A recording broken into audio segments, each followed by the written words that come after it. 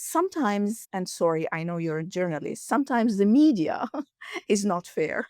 Don't be sorry. I I mean, you're a journalist. So I'm telling you, the media is not fair, is not transparent, or sometimes it's giving quick information that is not necessarily is not seeing the different perspectives or is not telling the full truth. You can look at a title and it tells you something, and then when you read the article, you get that the title didn't tell you what you're going to read in the article. That is frustrating. As a world citizen, I find things as frustrating as the participants come into this culture. But instead of justification and instead of blaming it on media or on other things, let's give them a different approach, a different experience, a different perspective, and let them judge by themselves and make them at least, and I think I feel it very often when I hear them say, we are similar, we are the same, we also have our problems.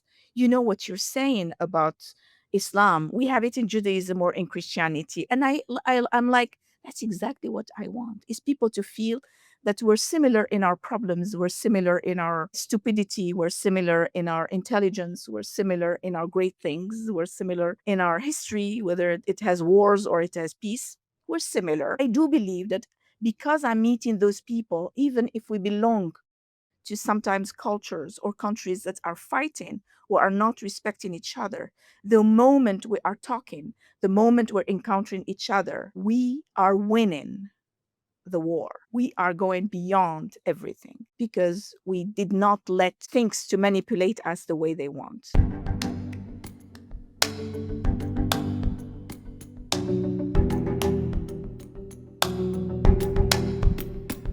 Hey, it's Yulia, and this is Going Places, a show about fascinating places near and far, and the people who make them better. Welcome back to the show, everyone. This is your host, Yulia Denisyuk. Today, we're speaking with Farah Cherif D'Ouezzan, an intercultural educator and founder of the Rabat, Morocco-based Center for Cross-Cultural Learning, which has been bringing groups of students and adult learners to Morocco for the past 30 years. Farah's research focuses on religion, gender issues, youth participation, and cross-cultural understanding. She's also the author of Speaking from Within, her recently published book, which covers all aspects of crossing cultures and is a useful introduction to Morocco. Farah and I met after my trip to Morocco's capital this summer. As I was doing some research on Rabat for an article, I came across Farah and her work, and I'm so glad I did. Because from the moment we spoke, I knew I had to share her stories and perspectives on our show. Farah's philosophy on travel, that it's all about sitting with people, resonates with me, as you know if you've been following my work.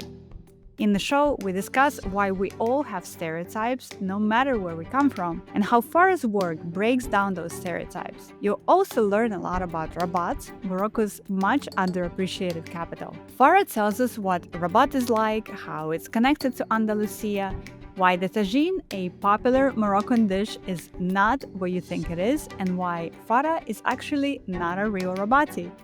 We'll also cover the exotification of Morocco and how we can fight against it, and why Farah is convinced that bringing people to her part of the world is one of the most important things one can do right now to fight against the stereotypes of the media and the world's powers. And here again, we are aligned because that is exactly why we do trips at Going Places to countries like Jordan to sit with real people, fight stereotypes, and build people-to-people connections. Farah is passionate about her work and she loves her country, the culture, and the people. Getting to know her and chatting with her for this episode gave me hope, and I hope that it will do the same for you. And before we begin, I want to remind you that Going Places is an audience-supported platform. If you feel inspired by the stories we've brought you this year, and if you found value in our work, please consider supporting us as paid members. We literally cannot do this without the help of our members like Rise Travel Institute and Radostina Boseva, who support us at the highest level, and members like Ashley and Devon and Allison and Brian, who chip in a little bit every month.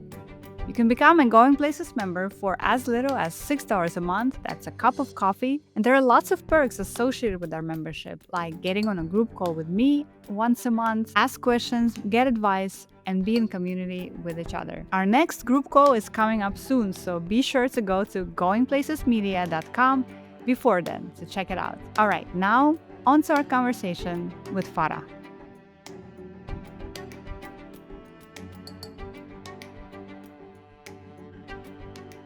Dear Farah, welcome to the podcast. I'm so excited to have you on our show today.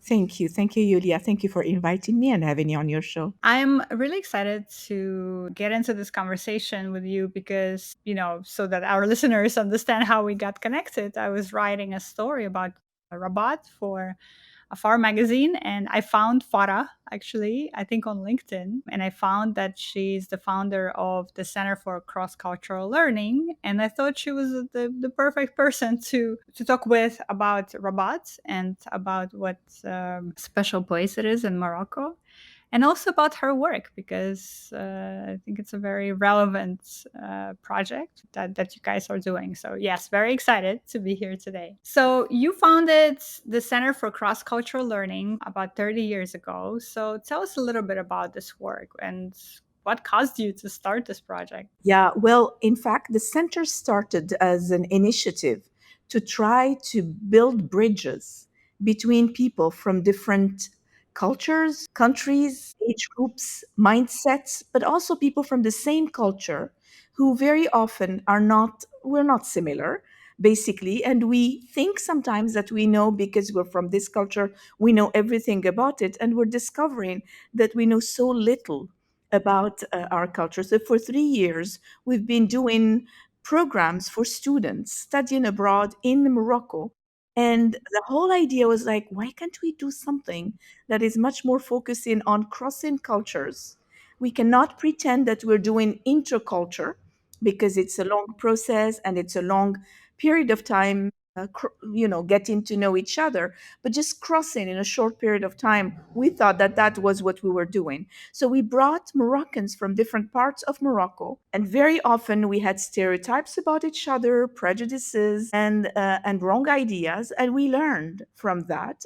And we learned through our students, foreign students coming to Morocco, and gradually, we decided that our participants will all be learners like us. We're all learners of the word. We're learning from each other. We're learning about the others. We're trying to listen to other people's perspectives. What do they have to tell us about themselves instead of us thinking that we know it all from what we read? I'm not saying that reading is not important.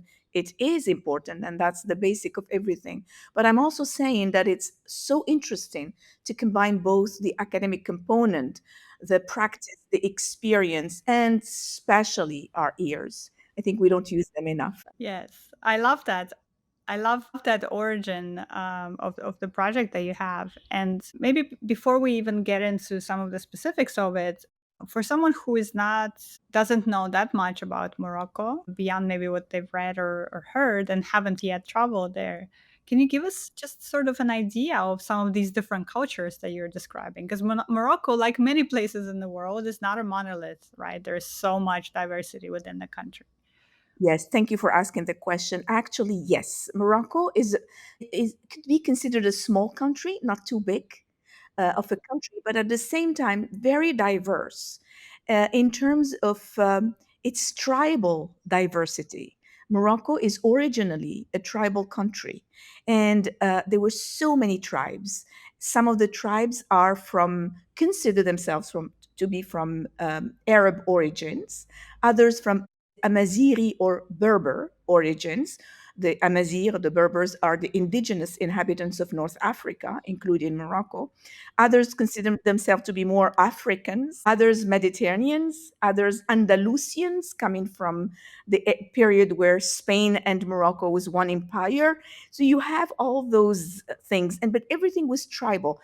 And to make things even more complicated, there are tribes that have been through the process Arabized when they were from Amazigh and Berber origins, and vice versa, Berberized or Amazirized from Arab to Berber. So it's very complex. Now, of course, Morocco is no longer following the tribes in its system, but deep in us, and I think maybe the generation today speak less of tribes, but deep in us, there is a variety of songs, music, of dialects, of accents, of, I wouldn't say features, because it's very difficult to say this person is from this tribe or that tribe. It's not true because there were so many intermarriages between those tribes. So, and at the same time, the accent also is becoming a little bit more standardized, the Moroccan dialect, but yet there are so many differences in the origin of the dresses, the origins of the music, the food, and everything. Even if we now are standardizing things like everywhere in the world, but still, I think people, when they think about a specific type of music, say, oh no, this is just folklore in a very pejorative way, while in fact, it's actually an art. It's actually a design, sometimes when it's in painting or drawing or calligraphy, or even the tattoo on the faces of some older women are signs, are arts, etc. So yes, it is a country where you have so much, and I think so much that is still hidden and to be discovered. I like to say that because I don't know, I think every country should have something like this, and I'm not aware of all countries, but I know in Morocco it is a learning process that I'm going through, and it's amazing. Every time you meet someone or you go somewhere, you're learning even more about that place from the people themselves, that I will add into the readings that I've done, or my life in Morocco, or my work at the Center for Cross Cultural Learning for over 30 years. It's always novelty, always new.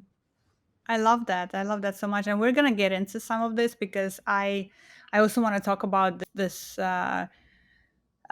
thing that's been happening for many years now, which is like sort of this exotification of Morocco and what it is. So we'll talk a bit about that. But before we do, last time we spoke, I really loved some of the examples that you gave, how the participants in your trips and in your projects, they are learning a lot about what they're experiencing, and they're also being challenged.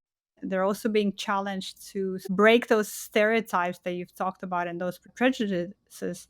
For example, you talked a bit about the religion example. I don't know if you want to share that one, because I thought that was so brilliant.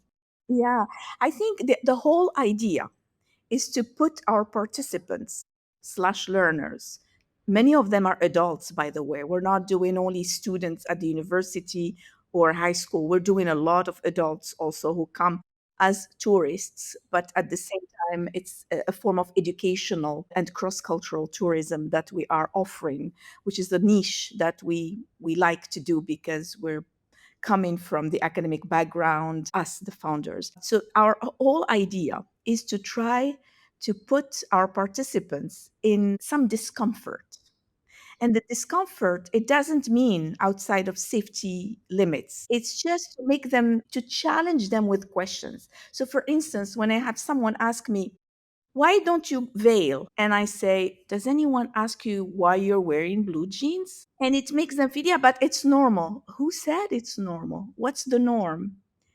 Maybe it's not normal for me or for my culture. Maybe what's normal for me and my culture is something else yet to discover. And what is normal? What period, what age, what region, what tribe? So I like to explain to people, and I tell them, I'm trying to challenge you. I'm not trying to be rude or something. It's a way of making you think out of the box and try to think that there are other ways of looking at the same thing differently. Or, for instance, they believe that because I don't cover my hair, I am more modern, that's how they like to call it, or more westernized, or more normal. I've heard that. But Oh, really? yes, we're not talking about you. You're like us. You're normal. I know it's basically a feeling of a feeling from someone who doesn't know the culture that, oh, I'm in a safe place. That person is going to understand me. And that's good. It's not a bad thing, but it's my responsibility to tell them that even with someone who doesn't look like me, doesn't dress like me, doesn't maybe have the same belief as me, you are going to be safe. You're going to be fine and you're going to be comfortable. So the whole idea is to start by thinking that it's not the first image or the first look that we have on a person that tells us everything. It's just a door that opens up to start understanding, to start discovering. And we have to be curious, adventurous, interested, and to be aware that we are all judgmental, all of us. We all have our prejudices. We all have our stereotypes. I'm not saying that we are going to get rid of them. I'm just saying if we, oh, yes, it's maybe my prejudice. Oh, yes, it's maybe my, just that is a great moment. So people are very interested in religion and they come with their stereotypes, which is very normal. We would go to the West also with our stereotypes coming from Morocco. It's the same thing. We think we know everything about you guys, but we know nothing or very little. Just because, oh, because I watch TV or because I watch movies, people think that they know the Americans because they watch Hollywood movies, or they know about Ukraine because of the war that's going on, or they know about the Palestinians. It's not true. We cannot say, we cannot resume a whole culture and people with an event or with fiction, or it is important. It gives us hints, but it doesn't give us the whole picture because we haven't met the real people. And I think that is the whole idea is wait until you meet the real people, talk to them. And very often when I do, because I do lecture to our participants about religion, women, and certain things, and I do it in a very interactive way. And in the office, we have some of the staff who wear the hijab, women. And they tell me it's funny, after your session, they come to us and they become friendlier, which means they feel comfortable. We are human. I'm not judging people. I'm just saying that it means that they felt, oh, we can approach these women. They are like us. They also had their struggles when they decided to wear the hijab. It's not that they are accepted in the society and I'm not accepted in the society. Sometimes it's the reverse, even though we are in a Muslim country. So it's very important to say, these women have struggled to sometimes to find jobs just because they are covered in a Muslim, Arab, North African country like Morocco. And people don't think about it. I love this. It's basically your whole orientation, and I think that's why we we connected so well in the first time we spoke. This is how I see the role of travel. Really, this is how I love to travel, and I agree with this philosophy that until you sit with the people, until you speak with the real people, you won't really understand the place you're coming to. So, I love that orientation. And yes, I'm just resonating with this. And this whole idea that also what you talk about is that both people who interact with each other don't know about each other, right? So that's why it's like it comes from both sides, the experience of getting to know. And travel is about a transformation. If it doesn't transform me into someone who knows more, then it's maybe I got some sun which I can get anywhere and it's fine and it's legitimate. But if it is a travel in the sense that I want to learn, then it has to transform you, it has to challenge you, it has to make you feel uncomfortable, it has to make you feel at the end of the process that, oh my god, I never knew that I could understand, know all this, or I didn't know that I could be. I've heard people tell me I felt I became a better person after this trip. And for me, this is, oh my god, what a responsibility, what a responsibility. Or if people applaud after a session, I sit down and I'm like, because in cross culture and interculture, you have to have humility. If you don't have it, then you're not doing the job properly. This is the moment where I'm like, what did I tell them? Did I brainwash people? Because that's not the objective. Did I say something wrong? Did I lie to them? I sit with myself and I'm so scared about what I've told these people that could be, using them or abusing them, and that's not good. So that's why I'm saying, yes, you're telling them things, And I insist on the fact, and I'm telling you this too, this is a perspective because of my work, because of my years in this field. It's my perspective of things. And other people may not agree with me.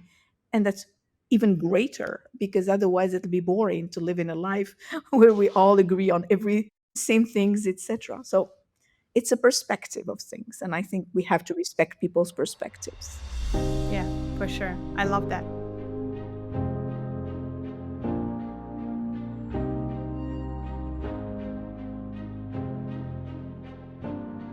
So let's talk a little bit about Rabat, which is the city from which you're calling us now. You are originally from Tangier, but you've been living in Rabat for a long time now. So you probably become Rabati now, perhaps. So tell me, what do you love about this city? I know that it took you some time to get used to the city, but Yeah. now you're a fan.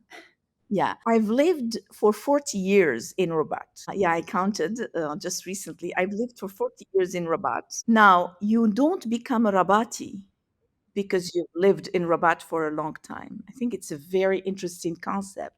And I think it has to do with this tribal thing that we have deep in our minds. So, for instance, it's your last name that reveals where you are from. And because my last name, Cherif D'Ouezzan, shows a small town in the north of Morocco by the Rif Mountains. Therefore, a lot of people would look at me in a very suspicious way if I say I am Rabati.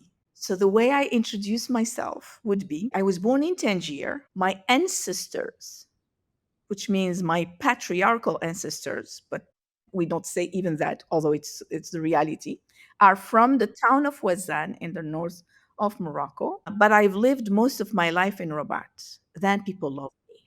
So it's like a resume to introduce yourself to be accepted. Yet I do consider myself to be from, not from Rabat, but I'm part of Rabat because this is where I've done my university years. And then I am also in Rabat because this is where I've had most of the jobs that I've done, teaching and then the center, etc., is in Rabat. I married in Rabat, and I've had my child was born in Rabat. We call her the Rabatiya in Moroccan Arabic. Again, it's funny because of the last name, etc. But I think her generation is much more flexible than my generation. And hopefully, the generation after her will be even more flexible in accepting that you become from Rabat as soon as you're born there. On paper, she's from Rabat because she was born there. What I find very special about Rabat, and as you said, it was hard for me to adapt because I'm from Tangier, which is very, very crazy, chaotic city, a metropolitan city.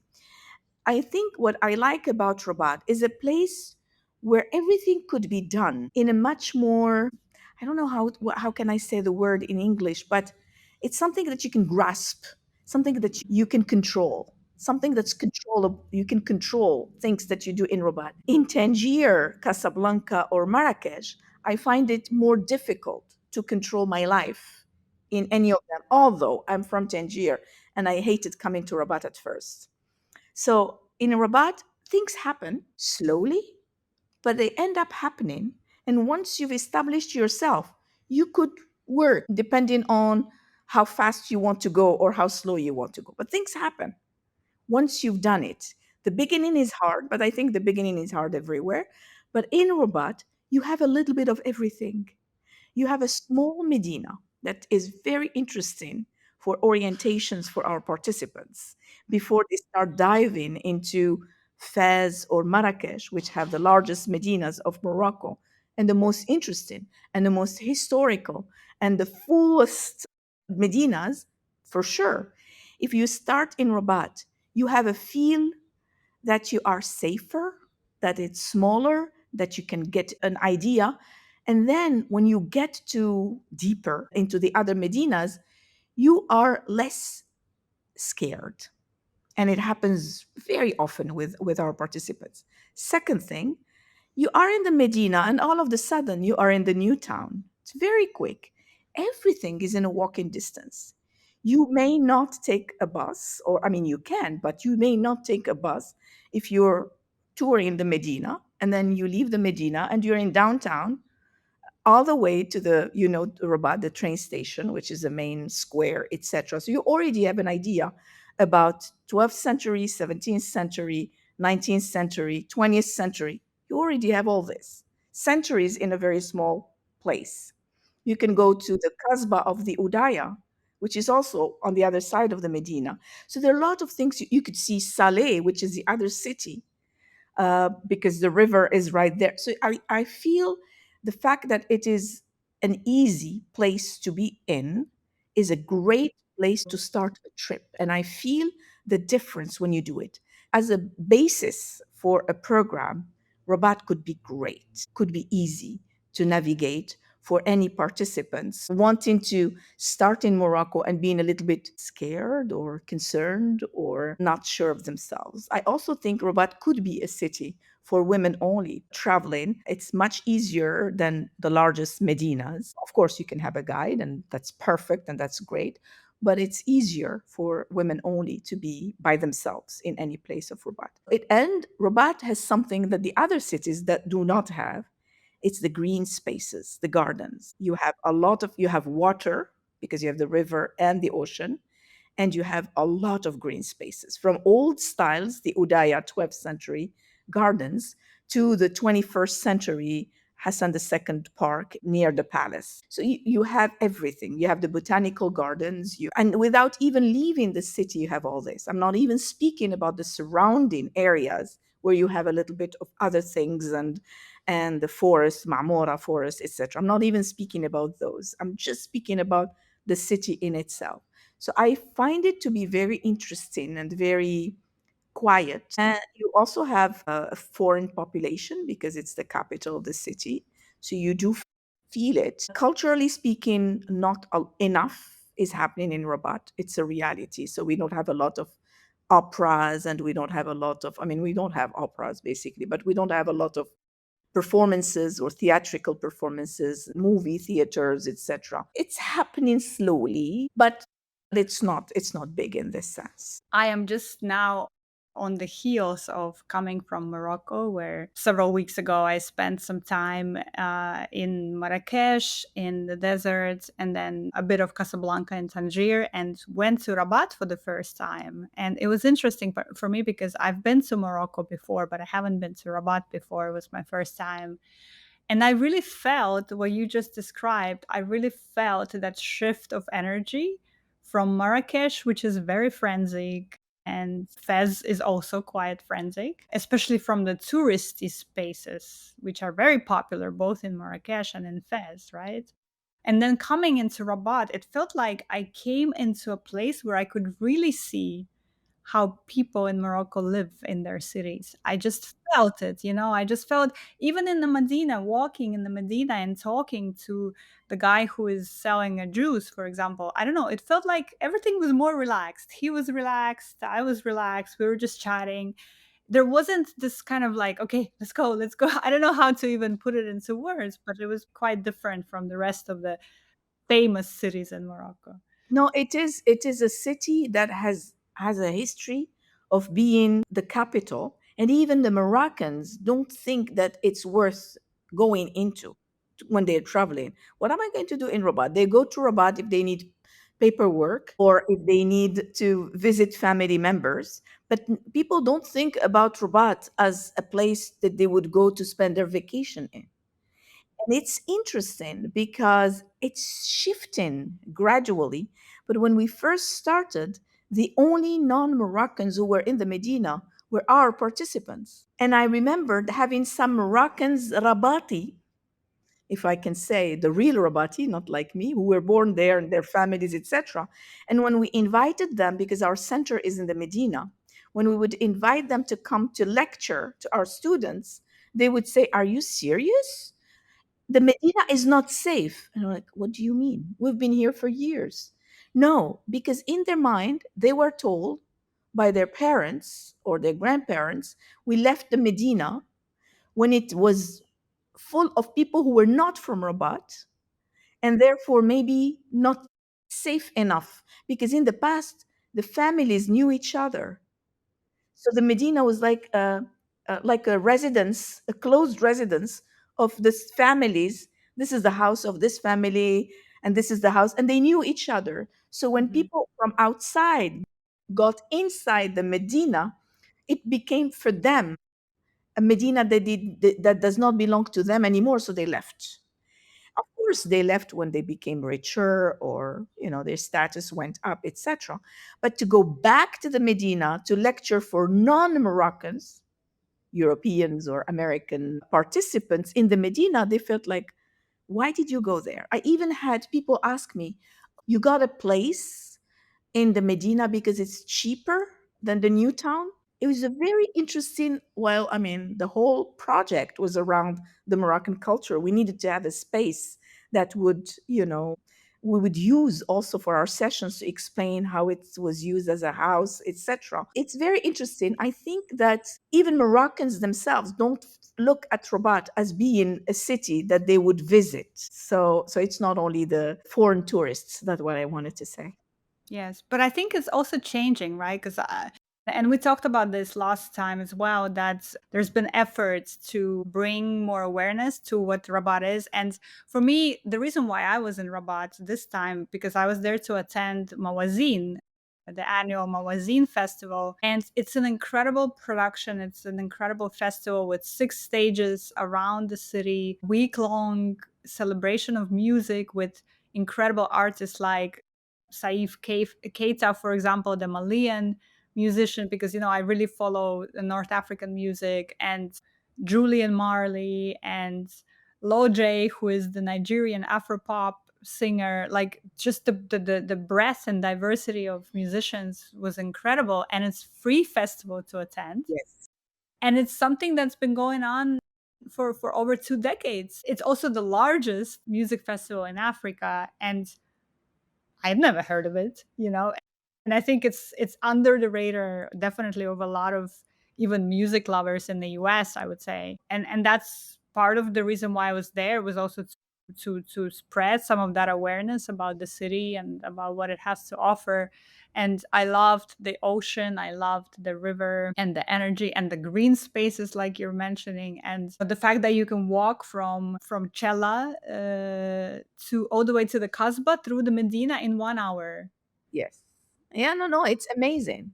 And I when I came to Rabat as a student in the 80s, in mid 80s, I walked a lot.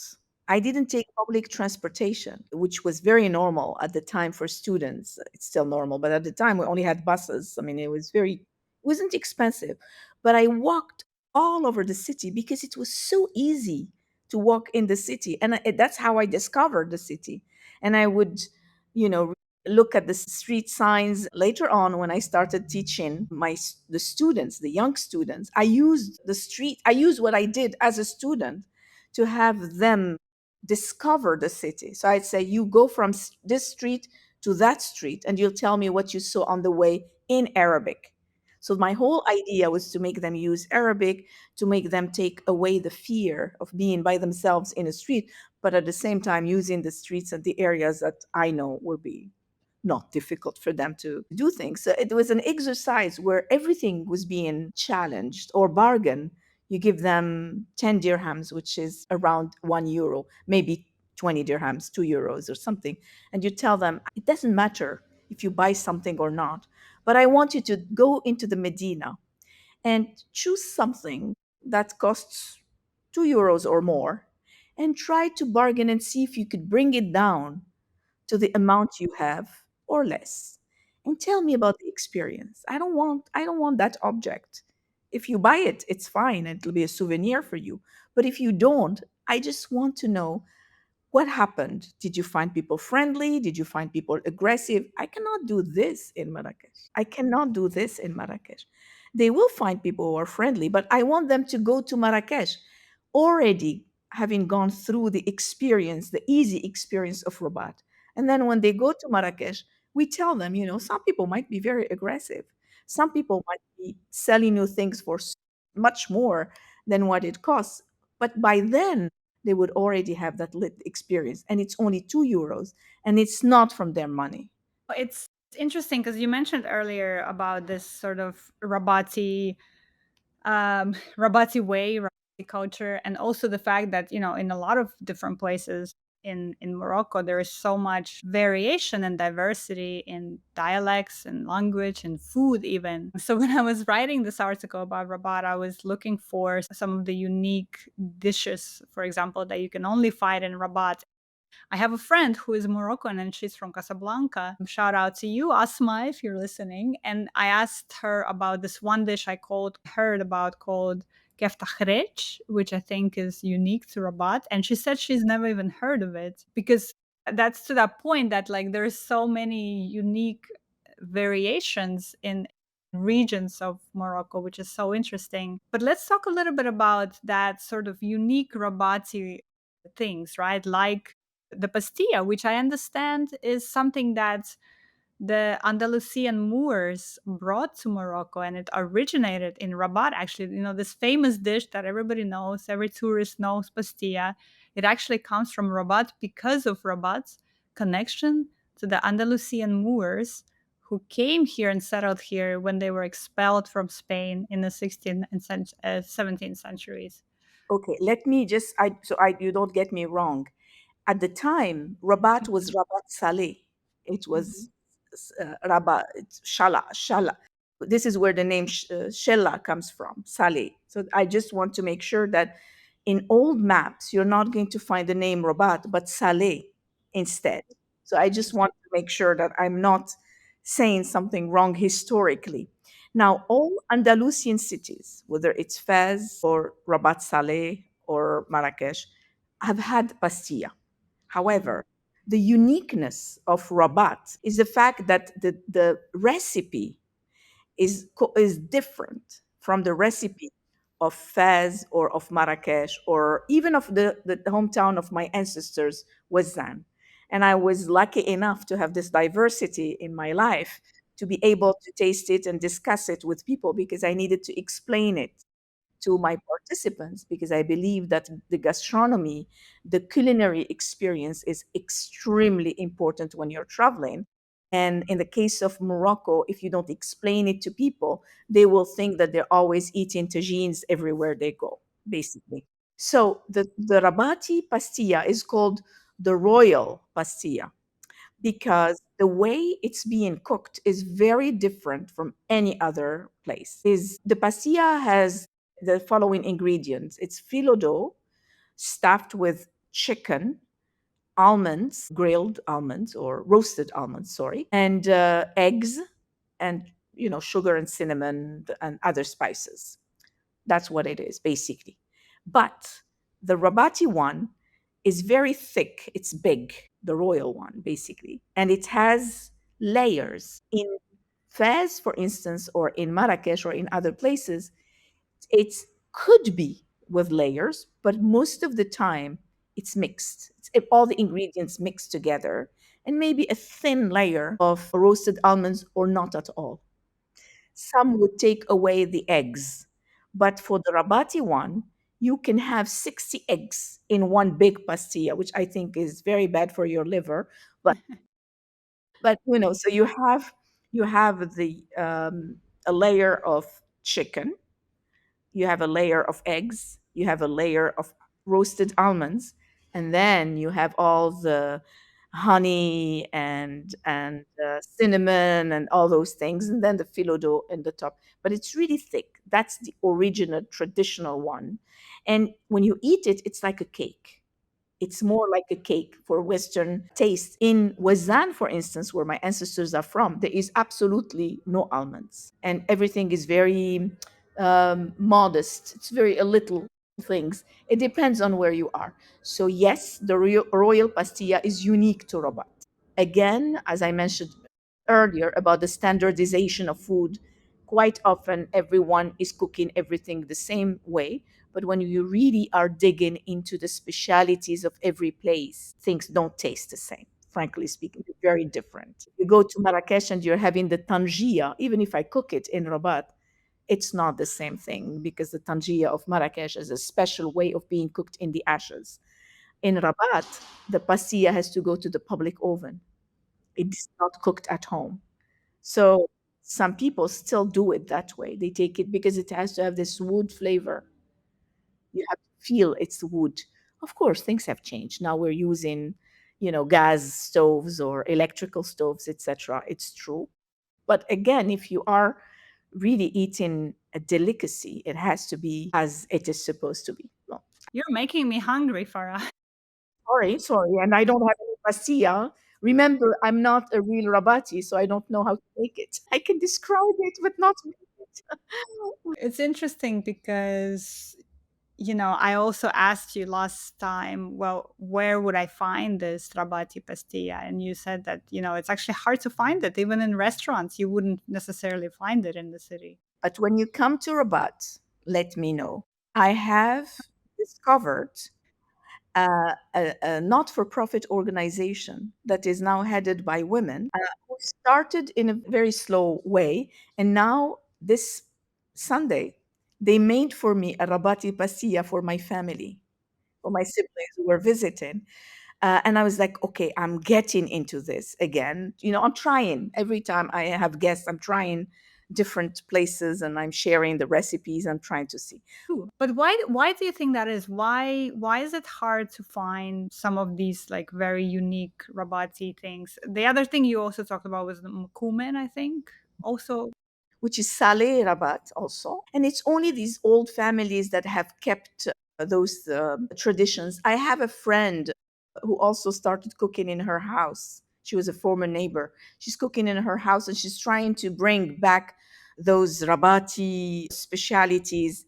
There has always been a kind of a competition between the imperial cities, Rabat, Meknes, Fez, a little bit less Meknes, and Marrakesh. And it remained very often between Fez and Rabat. So quite often the people of Fez consider that the pastry and the food of Rabat is lower quality and delicacy than the one of Fez. We hear that very often. It's quite interesting. It's kind of so some people and the Rabati women that I know are like, oh no, no, it's too sweet. Their pastry is too sweet in Fez. Our is just right. It's a very interesting thing. I think it's disappearing because we're relying on eating food that is cooked in a faster way.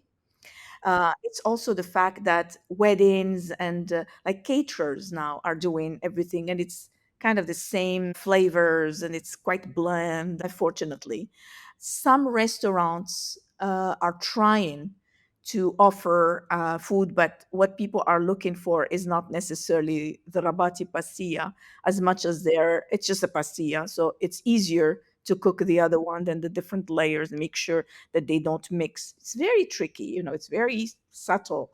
And even for touristy reasons, you'd rather say it's a tagine with prunes, it's a tagine with this, while we never called them tagines. When I was growing up, the tagine is the plate. It's the pottery plate. It's not what's in it. Interesting. But for tourism, I think we made it's easier to say that, and people do say it. But in fact, it was for me also in my work. I'm explaining this to the participant. I'm saying, don't think that you're always eating tagines. It's not true. It's just that the guides are going to tell you, and the hotels and the restaurant are going to say this because they're not going to explain to you the details. But in fact, if I tell you the names of everything, you're going to see it's not a tagine. When we say meat with like beef with prunes, we never use the term tagine for that. When, never do. lahem بالبركوك. It's not tagine. That's what I'm saying. Yes, it may be served in a tagine, the pot, but it's the pot. But it's also because when the French came to Morocco, the easy way for them to learn to use the language was tagine, Medina, the terms that are easy, that will englobe everything, and it's easier. So this is actually a great segue into something I wanted to discuss with you in this conversation, which is this idea that I feel like Morocco has been, not just Morocco, but Morocco in particular, because it captured so many imaginations, and it's a place that now people from global north are, it's one of those safer ways to maybe travel to northern Africa, or at least perceived safer ways. But I feel like the country has been so exoticized and so sort of there are all these ideas of what you find in Morocco. And this is something that the tourism industry caters to, right? So to your point of I'm here to eat a tajine and I'm going to look for tajine and I'm going to find the tajine in a restaurant, even though there is so much variation. And so basically, what I'm trying to say is that everything is sort of standardized to some idea of what an exotic Morocco experience is. And so, my question is, how do people who can't, for example, take your trips, because we should mention that Farah works with mostly organizations and mostly universities to work with students. So somebody who's listening to this podcast is not part of that and who's traveling independently, how can they ensure that they engage with the country in a more real way where they can understand what is the actual daily life like, what is the politics like, right? What are some of those gender issues that you talk about? Because people who listen to this podcast, I think, are similar to me in that that's what we seek out, right? That's the experiences that we want. So how do we do it in a place that really caters to that exoticized idea of what Morocco is? Well, we said it at the beginning. It's the people. I mean, it's talking to people. It's meeting. It's to not be afraid to engage into conversations, even those that make you feel not at ease. I'm not saying and safe. That's not what I mean. But not at ease meaning that they can challenge your your stereotypes, so, and your prejudices, the exotism that exists, because we also fantasize about Europe. I mean, you can have people think that, oh, a blonde, blue eyes, that's a European, and or a woman from the US is a loose woman that will, I'm sorry to say it, but will end up in my bed because she's a loose woman, just because of the Hollywood movies and things like that. That exotism that you speak about is people have it about each other. And I think one of the best ways to actually stop this is to go by yourself and experience it and talk to people and not be afraid to speak about those things. You should, you know, this is what I hear about Morocco. What can you tell me? People will laugh if you tell them certain things. Maybe they won't, maybe they like it. I don't know, but are going to have different opinions. I think that one of the ways is be in a comfortable spot, I mean, hotel or something. It's very important, but be able to make use of any experience that comes to you. I mean, it could be someone talk to in the street. It could be someone who approaches you. As long as you're in safe, you keep yourself safe anywhere in the world. Those encounters are the best in your life. I mean, for me, they are the best in my life. It's the moments where you're like, oh my gosh, I've made an encounter today, and there was this woman and she told me this, and that. And then very often we forget to share phone numbers or contacts, and this is it. And it becomes like a dream, and it's good too. But sometimes it's those encounters that make the experience. Few years ago, we had friends who came to Morocco and they told us, we already booked our trip and we're going to see you as friends at the end of our trip. So we didn't want to impose. And then we haven't heard about them. And we're kind of concerned what happened and, what are we going to do? And they didn't answer. And then they called and said, when they got to Morocco, they took a taxi from the airport in Casablanca to take them somewhere to a different city. And as they were driving, the taxi got into an accident. And the the taxi driver was from a village and invited them to compensate for that to his village, and they stayed with his family, and it was even a better experience than the one they had planned to have. So this is just of course it doesn't happen to everyone, but what I'm saying is that it's the people who make the difference. It's really those encounters, the discussion that you can have, meeting someone maybe in an area that's touristy, but maybe not, maybe in the market, maybe be a person you're buying mint from, you're just getting into a conversation. How many kids do you have? How many? And you learn so much about the culture. And very often our participants come and say, oh, we talked to this person and he said that he had two wives. Does polygamy still exist in Morocco? And you have a discussion about this. for instance. Or, this guy said that he never married. Oh my gosh, but he's 40, he never married. How is it in Morocco? What's the age of marriage? And you are discovering that it's a normal country like any other normal country. We have everything. We have things from the past, we have things from what would be called the modern time, the contemporary time. We have things that are similar, and luckily we also have things that are not similar. As I said earlier, it would be boring if we travel to places and see exactly the same things and the same food and the same. It's good to be able to have something that's, it is exotic but not exoticized. That's what I think is interesting. We need to also see something that is different, but not to the extent where it becomes like a fantasized image of the country. Yeah. I love that there's birds chirping behind you because I can hear them, and it's so wonderful because it makes me, in my headspace. I'm back there because I loved all the birds chirping when I was there in Morocco. It's so lovely. So I love that. And I think that's a great way to sort of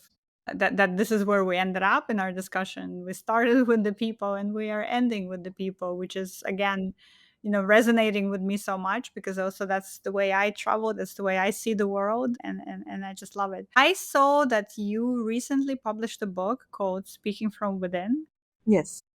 but I could not find any information on it or that much information on it online. So, what is this book? Okay, it was recently published, and I have not decided yet to have it online, so I'm still holding on to it.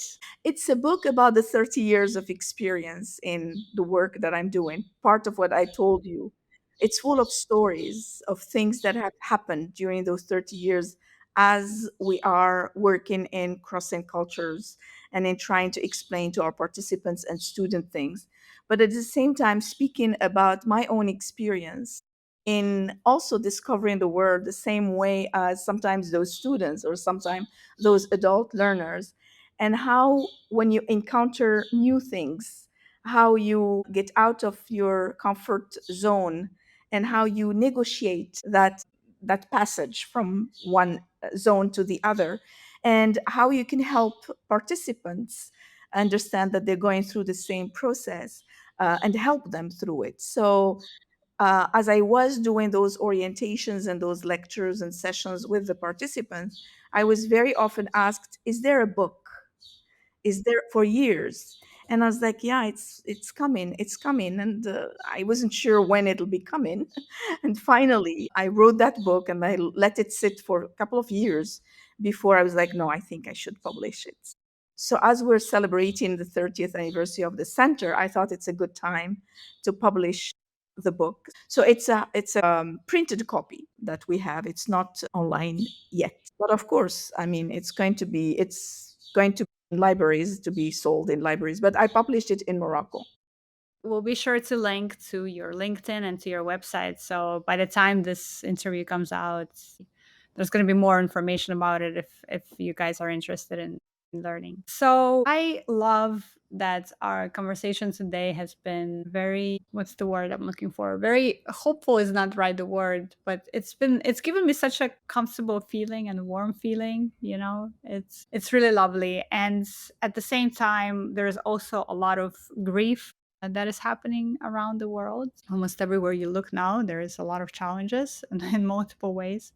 So I'm curious, what gives you hope in this moment in time as we're sort of wrapping our conversation today? I think as long as the life is continuing, and we're all responsible for the time when the grief is going to end, and we're all responsible for what are we going to do. So if we keep hope and we keep ourselves lifted, we could help lift the other people who have been grieved.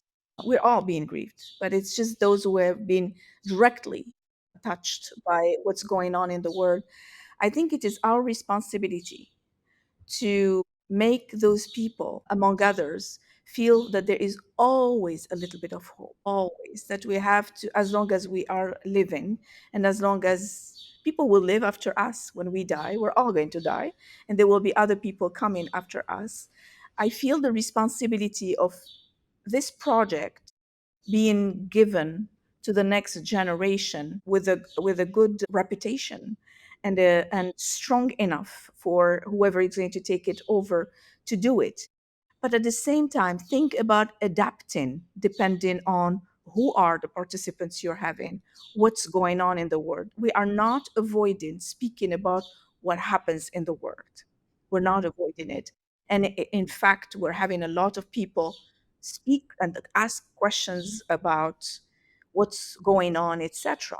And the same way as I've been very sincere and open to you, I am to the participants. None of us is happy about what's going on in the world. None of us, I mean, I'm not happy and I'm not feeling comfortable.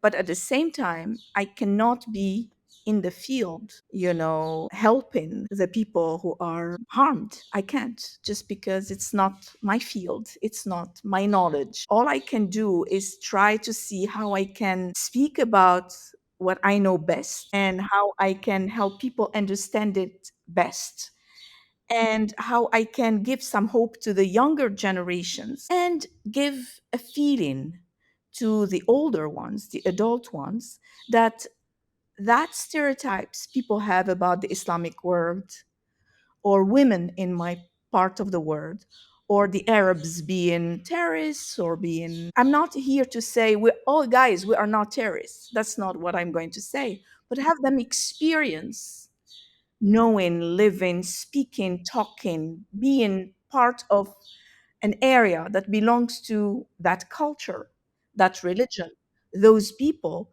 and decide for themselves if maybe they came with a stereotype or a generalization that there is good and bad everywhere, including in our culture, including in their own culture where they came from, and that sometimes, and sorry, I know you're a journalist, sometimes the media is not fair.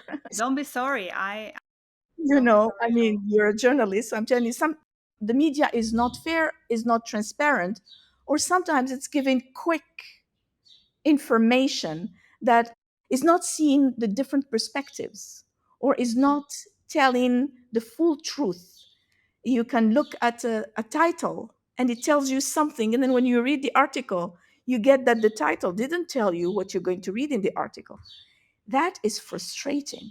As a world citizen, I find things as frustrating as the participants come into this culture. But instead of justification and instead of blaming it on media or on other things, let's give them a different approach, a different experience, a different perspective, and let them judge by themselves and make them at least. And I think I feel it very often when I hear them say, we are similar. We are the same. We also have our problems. You know what you're saying about Islam. We have it in Judaism or in Christianity. And I'm like, that's exactly what I want, is people to feel that we're similar in our problems, we're similar in our stupidity, we're similar in our intelligence, we're similar in our great things, we're similar in our history, whether it has wars or it has peace. We're similar. There are unfortunate moments in our lives, but I do believe that because I'm meeting those people, even if we belong to sometimes cultures or countries that are fighting or are not respecting each other, the moment we are talking, the moment we're encountering each other, we are winning the war. We are going beyond everything because we did not let things to manipulate us the way they want. We are the ones who have decided in that moment. And I do say to all our participants, I thank them because they are the ones who take the initiatives to come to this culture, to discover things for themselves, because they themselves have doubts. That's why they decided to come. So they are the ones who are taking this initiative. And now we have the responsibility to help them navigate and discover things for themselves. I'm not here to correct what they came with. I'm here to just present things from a different perspective and help them navigate and help them ask questions sometimes, help them feel comfortable in this area. Try to see if I can give a little bit of music, a little bit of food, a little bit of dresses, a little bit of culture, a little bit of my own life.